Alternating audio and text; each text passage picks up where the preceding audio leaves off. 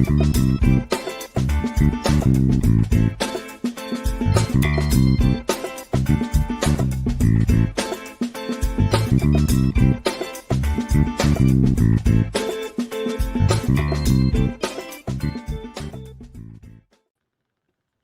welcome to Maker's Bar. I'm Akshita Shari. Today we have Emily Mischel, who is the CEO of Flextogether, with us. Flextogether is expanding access to respiratory rehab to 37 million lung disease patients.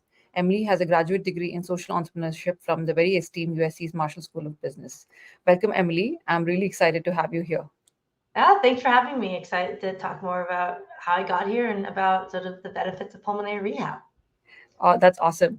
So, Emily, you've had a very interesting background and a very interesting career. So, tell us what led you to this. Like, were you different in high school, or it's like you went from social entrepreneurship to something in healthcare, and you said you had a family background of healthcare, but still, what led you to this? Yeah, so my first sort of idea for business, I think in general, actually started in high school and college. I had my own vintage shop. I called it Vintage Dinosaur Shop to talk about that. Oh, okay. Yeah, so my first business was in high school, college. It was called Vintage Dinosaur Shop. Really got me interested in social entrepreneurship as a concept. It was a great way to make some pocket money. I loved fashion at the time. But I saw the gaps in my knowledge, and I spent a lot of time in the entertainment space. So I did a lot of, entertainment, casting, video production, all that sort of thing. Got pretty good at getting people to engage with content, but then really remembered that social impact background. And so I ended up going back to school where I met my co-founder. And as you mentioned, I really did come from a healthcare family. So my dad's a physician and my mom works in consulting in healthcare. My brother was in Yeah. healthcare. So the joke is I couldn't stay away from the family business, at least not for long. And meeting my co-founder in business school, we were really interested in how do we use technology to really improve access to care for underserved populations. Specifically for us, that was really older adults and seniors, so those 65 plus. Uh-huh. And getting together, we're like, we can make a difference. I have my entertainment background, which means I can get people engaged in all sorts of content, and he really understood that patient experience. And so we really set off to create a healthcare solution that could really move the needle for folks. So that's sort of how you get from a vintage shop through health entertainment, and then you end up in So, healthcare. It does happen. So it's interesting, like, but did those small experiences help you, like throughout the years that you've had? Did they help you ultimately get here? Was it like all the dots connected when you started doing this company? You're like, yes, this was what I was meant to do, kind of a thing. Yeah, I think at a certain point, it was a sense of curiosity that I kept digging, and I've always been really interested in sort of how do I add value. I don't want to recreate the wheel. I want to be able to contribute something new to the world and really do something important. And what I'm uniquely qualified to Mhm. do. And so really understanding the pulmonary rehab space has really turned out to be my passion. I have that entertainment, that performance element. I've always been thinking about the voice, whether or not I knew it or not, and then being able to pair that with actual medical care and being able to present it in a way that makes sense for folks to stay engaged and really be able to benefit from the exercises.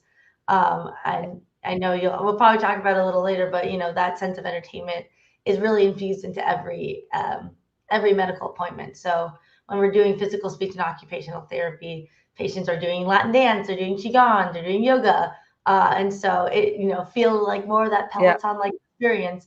But that's really just to help our patients meet their own health goals. So, Emily, what does your company do? Can you explain what your product lines are? You briefly said how you got here, but at least tell us like what what does Flex Together do, and what is your mission and your goal of the company? Sure. Yeah. So Flextogether, we're a telehealth practice that's delivering pulmonary rehabilitation to chronic lung disease patients. And Hmm. why this is really important is that currently less than 3% of eligible patients actually receive pulmonary rehab, which is a Hmm. series of really specialized physical and breathing exercises. It's been around for over 40 years, has really, really wonderful outcomes for patients. It reduces their chance of going to the hospital. It really helps help the symptoms, and it costs less, for the health system as a whole. But there's a Mm-hmm. real capacity issue. Um, there's not enough pulmonary rehab centers. There's not enough patients that know that they can get pulmonary rehab. And there's not really, again, the amount of space is needed to really be able to serve all the patients that need it. And so what we're doing is we've created a really unique program using physical, speech, and occupational therapy, Mm-hmm. utilizing existing CPT codes to really expand access and reduce readmissions for health systems, and help patients better manage their disease, right? COPD Mm-hmm. and other lung diseases, you have a really intense shortness of breath. It's really, really scary. It's really Mm-hmm. unpleasant. And so what we try to do is really help patients meet their health goals by, being able to provide therapy that makes sense for them where they're stage in their disease journey that's Mm-hmm. personalized and customized to get the results that they want. So, how many people actually have this disease in America among 300 million people? And I know it's seniors, but like generally, what is the percentage of the population that has this Yeah, so condition? it's actually, it's actually 53 million people, and that includes the 16 million long COVID patients. That is estimated and growing. Yeah. And so lung disease, unfortunately, having a respiratory pandemic, smoking rates are still pretty high. Environmental pollutants are still really high. So unfortunately, lung disease is not only really prevalent already in the United States, but is only going to continue to grow not only in the United States, but also globally. Global. So, trying to create opportunities for those patients to be able to live a more active and fulfilling life, to be able to remain independent for as long as possible, and really, do all the things they want to do that isn't going to the doctor, right? Whether that's gardening, whether that's seeing grandchildren. Uh-huh. Obviously, we're starting in the Medicare older adult space, but Uh-huh. there's plenty of lung disease in younger populations, pediatric populations. And so our vision is really to be able to expand that specialized respiratory care to all folks who really need it. And is it like chronic, or is it something which is hereditary, or how does this happen? Is it because of pollutants in the air, or it's because 53 million is quite a bit of population in the US? Yeah, I mean, a lot of it is, it is a chronic condition for some folks. Obviously, there's a lot of different types of lung disease. There's some folks who, get unlucky and are born, or if you are born as a really, really premature baby, Mhm. that's the last organ to grow. And so there's some lung issues that can come from that. But in terms of COPD, primarily the cause is smoking, and Mhm. consistent smoking. And what's unfortunate is you could smoke for a certain amount of time, you can quit, and then 15 years later get COPD. Obviously, your chances of that will be lessened. I really encourage everybody to start their smoking cessation journey if they haven't already. But Mhm. that's how that tends to come in. But there's all sorts of ways that people get lung disease, which is why there's so much of it. Is Okay. that there's a lot of unfortunate ways that it can happen to really anyone. Okay. And how does your company kind of work with these patients? Is it like a program that you provide through a hospital, or how does that kind of work? Yeah, so we're our own pulmonary rehab clinic. So what that means is we're able to accept our own patients. We're able to do our own billing. So we Uh-huh. accept referrals from physicians, from nurse practitioners, from allied health professionals, discharge folks, you name it. Uh-huh. We're able to take on those patients, really evaluate them to see that if they're going to get the best care possible with our interdisciplinary rehab team, Uh-huh. customize a program that's specific to their personal health goals, and be able to deliver that in an accessible and safe way to really be able to mitigate some of those symptoms and help them, improve their life and well-being. That's pretty awesome. So, tell me, since you don't have a doctor in front of your name, you must have faced significant challenges as you are like building this business, right? It might not have been that easy for you. I mean, don't get me wrong, you've gone to some really good schools, and I don't deny your credentials at all. But getting into healthcare where you don't have that credential, it's very, very hard. So, how did you kind of overcome challenges as you build this business?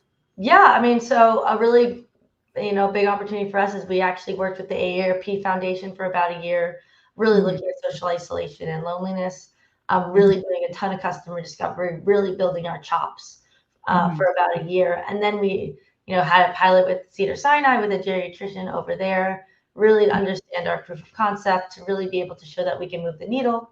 And then finally, we were accepted into the Cedar Sinai accelerator program, which to your point, really allowed us to have that legitimacy and also really be able to learn and interface with healthcare, providers, administrators, et cetera, across the ecosystem.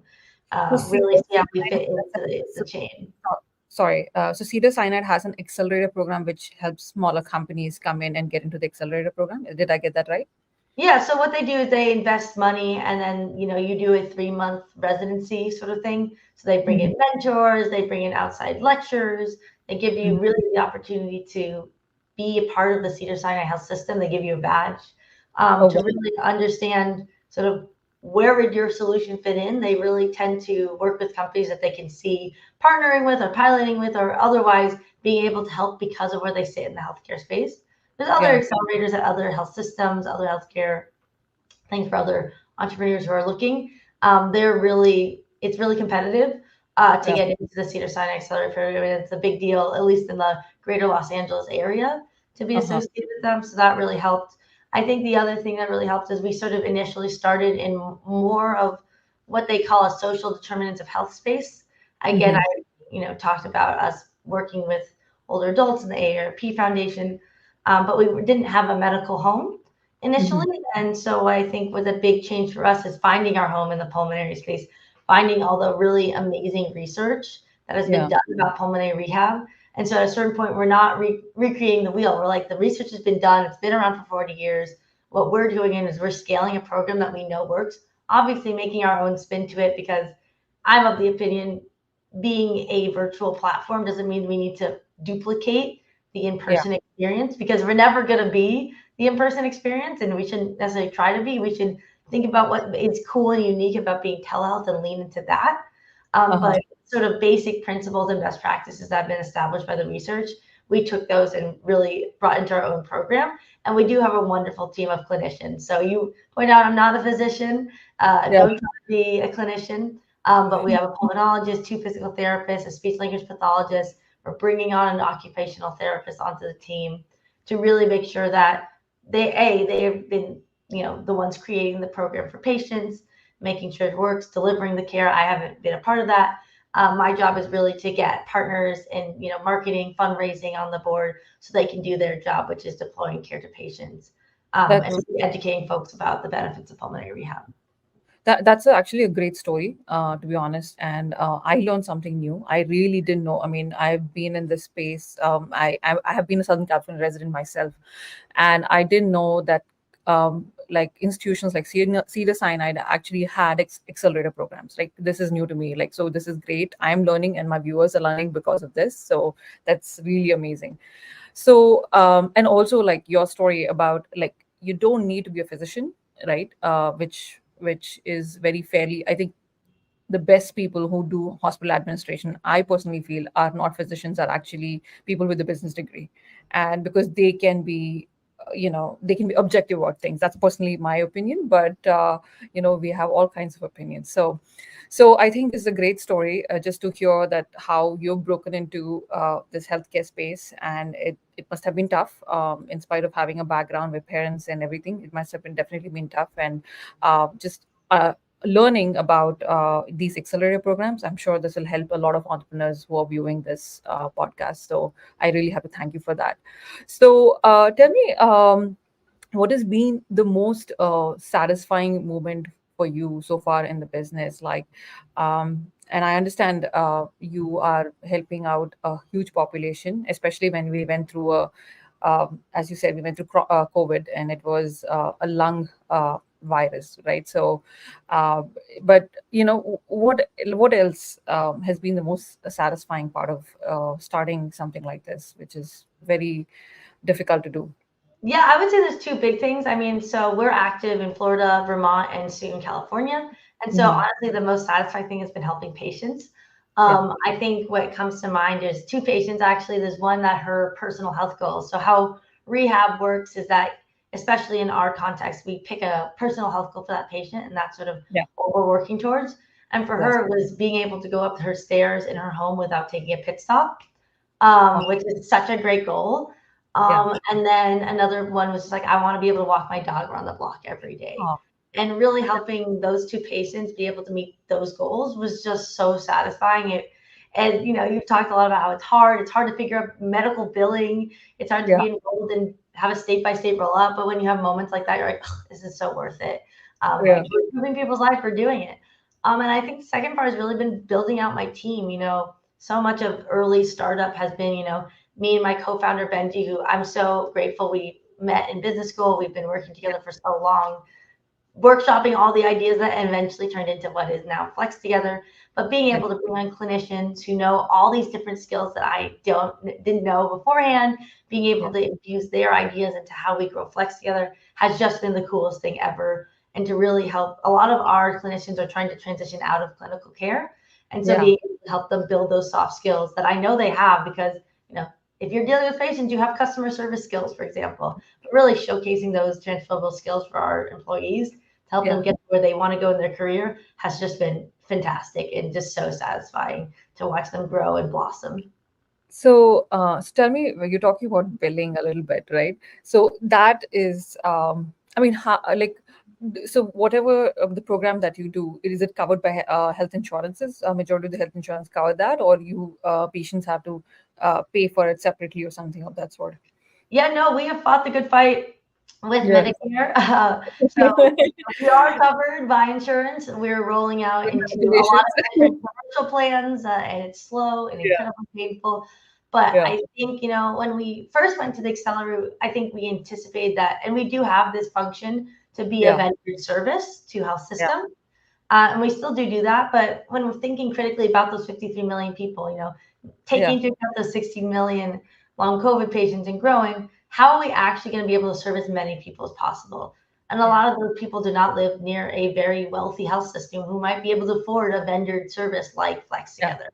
And Yeah. so if our mission is pulmonary rehab for everybody, which is our mission, Yeah. is we need to make it more accessible. And that means playing by the rules as they are. Yeah. Whether or not we like the rules sort of designate who gets care and who doesn't. And Yeah. especially for our rural populations, for our underserved populations, being enrolled in insurance is the best way to get care to them. So Yeah. that's Yeah. really important to us in our rollout to be able to be covered by insurance and, you know, Yeah. So work there with. was a little fight for you guys to get covered by the insurance. That's so, and you fought the battle.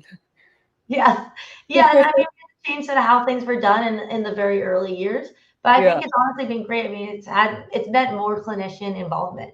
Yeah. Initially we were like, let's make it automated, let's make it, to like not have a human touch, and now it's like sort of on the opposite end. We have so many touch points for patients, and Yeah. it really helps them, right? Not only are they getting one-on-one care with a really well-qualified clinician, but Yeah. also they're getting that social connection that we know moves the needle on improving health outcomes. Yeah. It helps us with our engagement. They become friends, Yeah. because we're seeing patients 2 to 3 times a week for speech and physical therapy.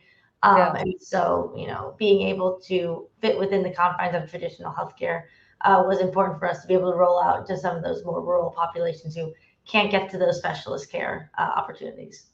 That's awesome. Actually, that's a great story. I have to be honest. And tell me, like, I know this is a healthcare company, so you must have some key values that your business kind of upholds, right? Because it's important in such businesses. So, what are like the key values of your company, and how do you ensure that they are like held on to? So, Yeah, I was gonna say, I think sort of, we've done some brainstorming about this in the past, right? What are the 3 words to describe your company or whatever? But I think sort of the biggie ones are that it's accessible, that it's fun, and it's safe. yeah, And that's not only for our patients, that's also for our employees as well. And in yeah, terms of accessibility, we've talked about this. Every single decision we've made is how do we make this more accessible to folks? How do we yeah. get people? A lot of business schools sort of like, how do you attack the pie? How do you, consolidate the entire market? And we're like, what if the pie is bigger? Yeah, For us, especially in pulmonary rehab, a lot of the criteria can be really limiting, and it sort yeah, of waits for patients to get really sick. And we're like, what if we don't wait? What if we enable patients who have acute shortness of breath but don't have all of the correct diagnoses and haven't done all the testing to be able to enroll in a traditional program, to be able to enroll in our program, and we can start to help them before they get really, really sick. yeah, And then, in the same way, we pick different billing codes than traditional pulmonary rehab centers, so they can go in person and they can do us. They don't have to pick; they can do both. So we're mhm, able to work with pulmonary rehab centers directly because we're not competing. yeah, And so it's really like, what do patients want at any time, and trying to make it accessible, and also creating a software that utilizes universal design principles, and for example, for us, in our software, it has a little bit of that Windows 95 aesthetic, but mostly we just don't use icons for, Yeah. we're working with older adult patients. Like a pencil looks like a pencil. You don't know Yeah. that that's edit. So, labeling buttons, making really critical key decisions in every sort of touch point with patients is really important. And then making our videos fun. You don't have to be an expert on Latin dance to do our videos. You don't need to know a lot about, Yeah. Zumba, like dance or exercises. You can watch the video and you can figure it out. Yeah. Obviously, fun, right? If it isn't fun, we spend most of our lives at work, Yeah. and we spend most of our lives with the people we work with. And so I am of the opinion that we should make that enjoyable. Yeah. And for us and for patients, like just because it's a medical appointment doesn't mean it can't be fun. Yeah. I think and rightfully so, there's a seriousness to healthcare, but also for Hmm. younger folks, there's plenty of things that exist because they're fun. And Yeah. I feel like for older folks, everything has to be like a healthcare product or a fall prevention device. I'm like, what about enjoying being, Yeah. alive? They deserve those things too. And so we infuse that to every appointment. But then Mhm. obviously the sort of latter point is safe, right? We're Yeah. working with real patients. We want to make sure they're taken care of. A lot of what our pulmonologist does is really looks at our safety protocols, make sure that we're checking in, whether Mhm. that's vitals, whether that's, hey, how's your breathlessness going?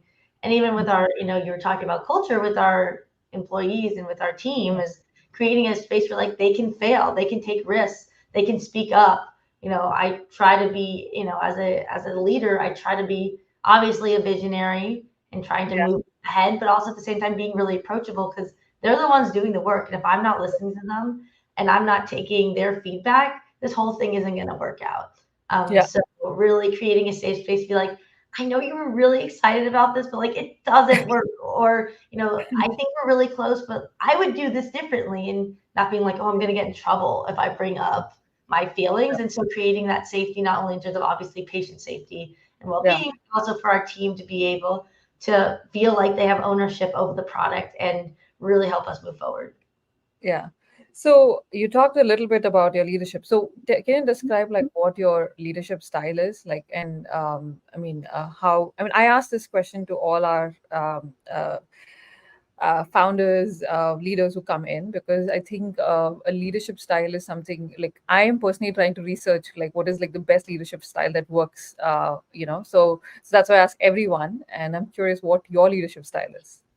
Yeah, I would say sort of to echo that sort of obviously my job is to be visionary. Yeah. I spend a lot of my day pitching, whether that's partnerships, investors, you know, Yeah. hiring, like what we can do as a company, the potential that we have to offer.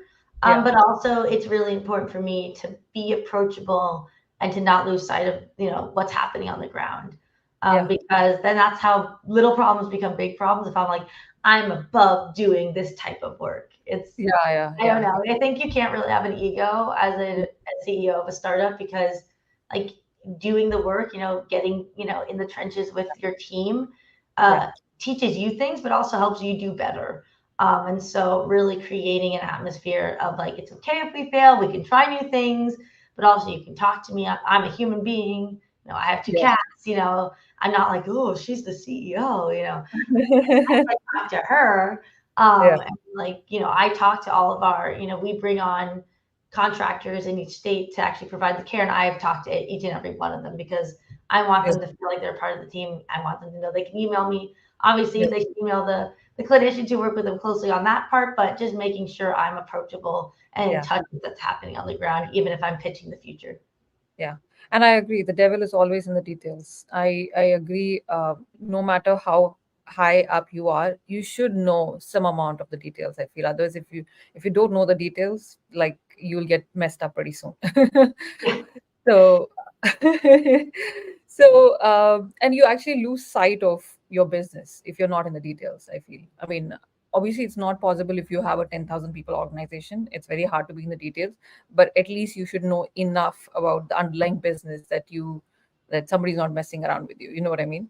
Yeah. So I totally hear you. So tell me, I'm sure as you're building this, you must have had a lot of adversity and doubt, right? And you must have felt many times like if I was building what you are building, I know like I would have tons of curiosity and doubt, because it wouldn't be easy. Like, this is not an easy. I mean, you might have people in healthcare. My father was a banker, so I ended up being working for a bank as well for a long time. But that still doesn't mean that it was a very easy path for me. No, You know what I totally not.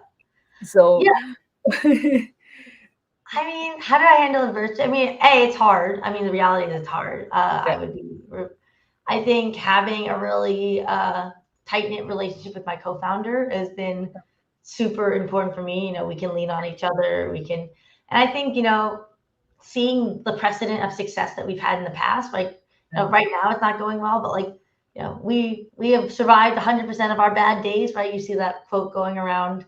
yeah, We've won more than we've lost, and yeah, thinking about that, and at a certain point there are other people, and I think this is part of being a female founder. yeah, There's some guys who have not worked as hard as me, and they're doing just fine. They're having a great life and whatever, and I'm like, if they can do it, surely yeah, we can do it. We're just as talented and gritty and hardworking. yeah. So a little bit Yeah, of competition that's a there. good attitude. If they can do it, we can do it as well. Yeah. But women are slightly wired differently, and I say that about myself as well. I'm wired differently than men. I try to learn the the male ways occasionally, and I'm like, this was one of the advice I got very early on in my career. Try to learn how men operate, and I'm like, huh. So anyway, so that's great to hear. How do you like? Where do you see? I mean, obviously, you have a great like mission, and when I spoke to you as well, I felt like, oh, this is amazing. Tell me, what do you see your long term vision for your company is? And you have 50 plus million patients. Uh, so a huge target market, right? A huge TAM, actually. So where do Yeah. you see, and as you keep on expanding, I think you are perfectly in a great, because if you can't breathe properly, like that is like an issue, right? I Yeah. mean, I think that's like a total issue. I would go to the doctor for that, you know, because if I can't like walk my dog, like as you rightly pointed out, the patient who couldn't walk her dog, right? I would probably immediately go try to see what's out there, right? So what's your vision for your company, considering you're such a big, massive TAM? Yeah, I mean, I think our vision is really everyone who wants pulmonary rehab should be able to get pulmonary rehab. I Yeah. think even moving out into the future, being able to be a resource for specialist pulmonary care, whether Mhm. that's bringing on, more respiratory therapists, bringing on dietitian, really thinking critically about all of the aspects of your life that come when you have a chronic lung disease, and how do we mitigate those symptoms to really be able to improve your life. And so our vision is pulmonary rehab for everybody, and just keeping it as simple as that, and being able to grow to meet additional needs as they come up.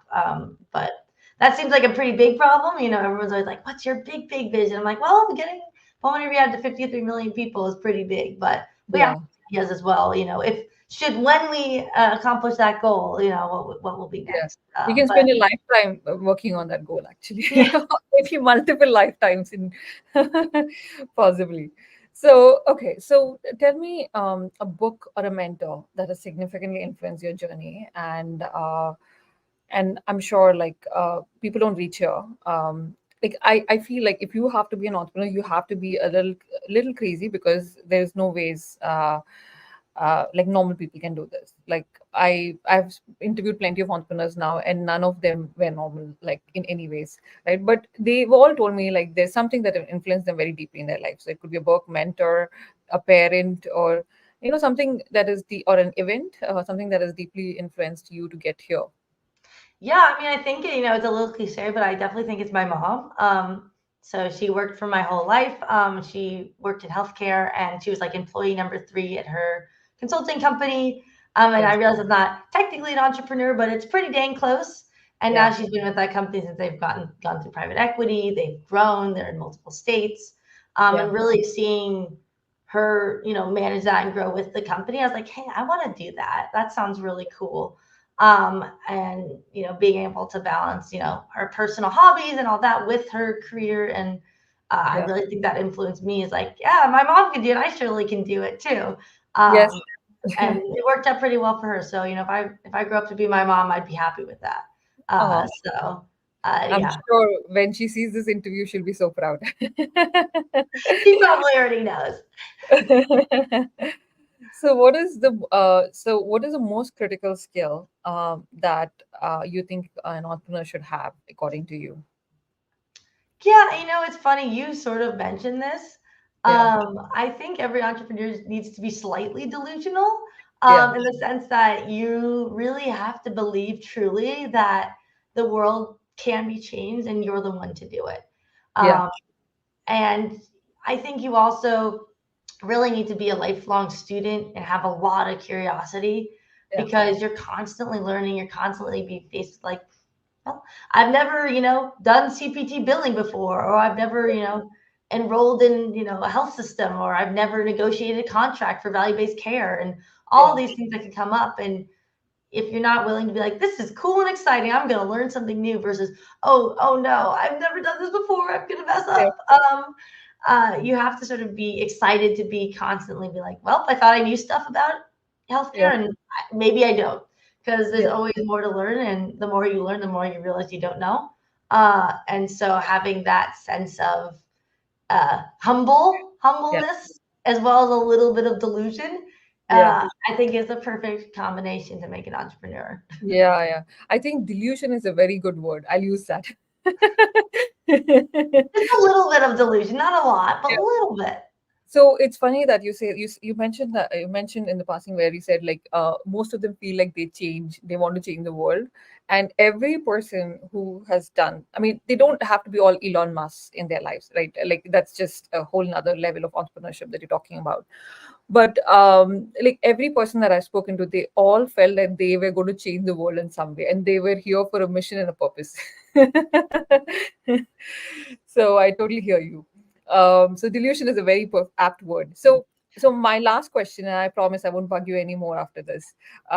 So what advice would you give to someone who's starting a company in a healthcare space, and or somebody who's starting a company in general? What advice would you give them?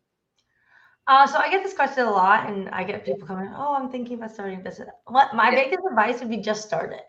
yeah, And I think there's a lot of false notion about what starting a business looks like. Like you don't have to quit your job and drop everything and like yeah, go all in from the beginning. yeah, Like starting your business, like maybe think of a name, create your logo, and then like start doing customer discovery. yeah. At the end of the day, everyone talks a lot about de-risking your business for investment. It's Hmm. really important, but like you also have to de-risk the business for yourself. Yeah, And so before, I, quit my job in financial services to do this, there was a lot of data that had to yeah, happen for me to be like, oh, they're there. Like, and so what I tell folks is it's going to take longer than you think. And so you probably should start now and start seeing, is there interest? Can you yeah, start running some Facebook ads? Can you start interviewing some potential customers or, yeah. people that you want to partner with and be like, hey, I have this idea. What do you think? Mm. I think, ideas are cheap a little bit. It's all Ideas are about cheap. execution. And so if it was like, I don't want to talk about my idea, I don't want someone to steal it. Yeah, If you don't talk about it, it sort of doesn't exist.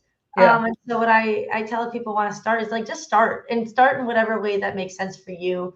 That could yeah, be a more 5 to 9 point of view. That could be I'm on the weekends and I'm doing a lot of reading about it.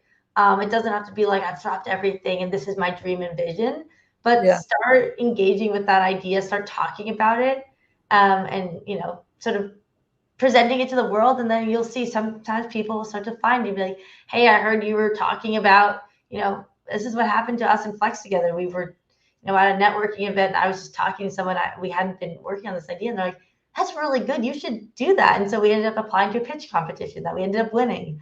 And I don't know if I would have done that first step if I hadn't had someone who was a perfect stranger, really, just been like, yeah, hey, you should do something with that idea. yeah, And so that's what I always tell everybody. It's just start. yeah. You don't have to, do anything crazy, but start making moves. It's gonna So take a while. yeah. So Emily, I think you gave a very wise advice, which a lot of entrepreneurs don't give. Which I mean, I don't know, maybe it worked out for them. So my uncle started. I mean, he's now very old, like pretty old now, like he's in his 80s. He started his business. He moved to Mumbai in 1960s, and he started his business when he was working full time. And he did that for the longest time, right? And he's my inspiration in that way. He did it for the longest time because he had a family to support, and he just couldn't go and like leave his 9 to 5, right? And then he did both of them. In the morning he would work from 9 to 5 with IBM, and then he'll go and do his company in the evening. And then eventually that company became really big, and he ran it for good 30, 40 years. So by the time he started his company, he was well in his late 30s and early 40s, but he ran for another 40 years. Okay. So, and he's been my personal motivation all my life, because I feel like at the end of the day, we do this to support our family, to support whatever, right? So that doesn't mean that we give up our our daily living and things like that, and just start doing small actions which lead to that. And ultimately there'll be a day when you part ways and you say, okay, this is what I'll do full time, kind of a thing, right? Yeah, and So I mean, it's still scary. I mean, and I don't know. I mean, I think there's a narrative, and I think it's sort of the hoodie wearing white Silicon Valley tech guy. thank you. It's just like I'm gonna sit in my mom's basement. But like to your point, like a lot of entrepreneurs like have families, they have obligations, they have a mortgage. Yeah, And it's not so easy. And so I really hope that I can be part of the narrative that like you don't need to look that way to be an entrepreneur. You don't have to come from those uh, lifestyles, but you are going to have to go about it differently, and that's okay. yeah, And there's wisdom in that that is really valuable and can help you yeah. at the end of the day. You can Yeah. succeed. That's a very wise advice. And especially now bootstrapping is coming back to fashion. So this is a very, very wise advice. So it was great talking to you, Emily. I really enjoyed. And I learned a lot personally. I had no idea that's either had an accelerator. So now somebody else who's going to watch this interview is probably going to learn the same thing. And this is amazing. And I hope you enjoyed as well. It was nice chatting with you.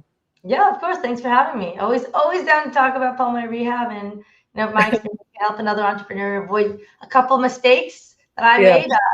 That's great. I would love to help out the broader entrepreneurial community. That's awesome. And just, broader people in general. Like, it's also like the reason I do Makers Bar is so that people learn from other people, right? Because not everybody has the resources to go and have like a massive network and advisors who can advise them. I have barely 5 people in my list. In spite of having coming from USC and having this massive network, I just have 5 people whom I trust, whose opinion I trust. You know what I mean? Yeah, and it's So interesting, you and sort of to the point I was saying, like I've tried to be better about, talking to people at parties. I was yeah, relatively more reserved, but like the more you talk about what you're passionate about, you'd be surprised how many people are yeah, excited about that when you start putting it out there. I mean, obviously not everyone, yeah, but give it a go and you'll be surprised if people are like, "Hey, I like this. Like I want to help you. I want to, I know someone who works at this health system or, I want to just, look at your deck and do some graphic design." But like people want to, yeah, contribute. And so, but if you don't tell people what you're doing, yeah. they won't be able to help you. Yeah, that's a very wise advice too. All right. It was nice talking, Emily, and I hope you had a great time. And thank you so much for coming. Sure. Thanks.